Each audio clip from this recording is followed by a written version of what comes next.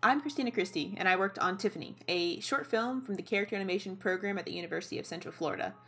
After premiering our film this past April, it's been making its rounds both online and in the film festival circuit, which is awesome. And it's been screening alongside some really great live action films and other really great animated shorts.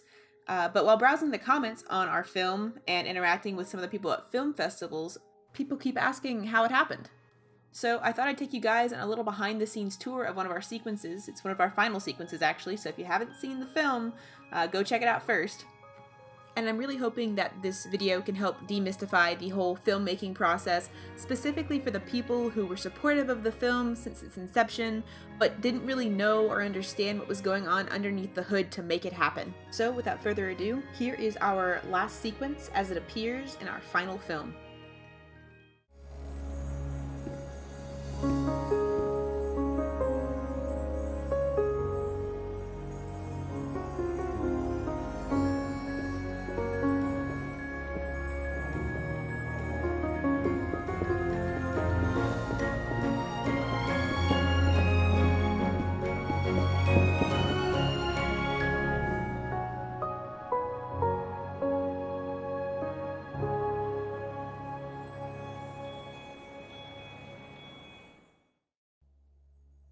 So the whole thing begins as a series of 2D thumbnails called storyboards.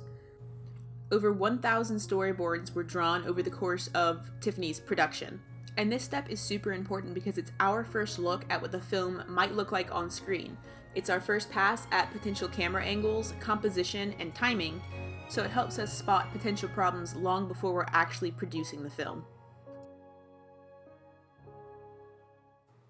Of course, there is still a lot left to do, namely translating those 2D drawings into 3D.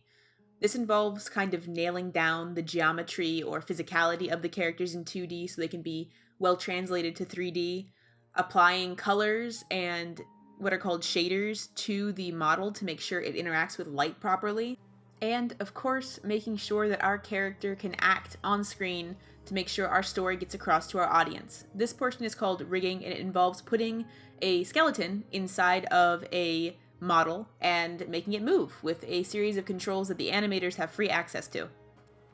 And this process through which a 2D concept becomes a 3D model is extremely time consuming, and it requires a lot of quality control and a lot of teamwork. For us, everything you see on screen was conceptualized by one of our team members and then brought to life by hand by our modeling and texturing team.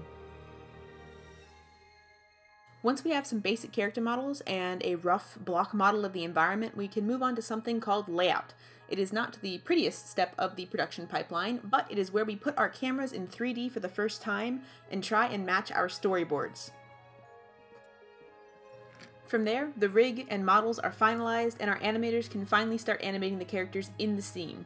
Once the animation lead is satisfied with the quality of animation, it moves on to the lighting team, who illuminates the set, and then it finally reaches the rendering and compositing team. The rendering and compositing team is responsible for making sure that the final look of the film is exactly as we intended it. This involves color correction, looking for things that shouldn't be there like very bright hot spots or other such anomalies, and fixing them before it goes to the final cut. And honestly, there's even more to it than this, like editing and music composition and Foley, but I'm not going to go into that here. I hope this video cleared up some of the mysteries behind the making of this short film, and remember to follow us on Facebook, Instagram, and Twitter at Tiffany the Film to keep up with what film festivals we'll be screening at in the near future.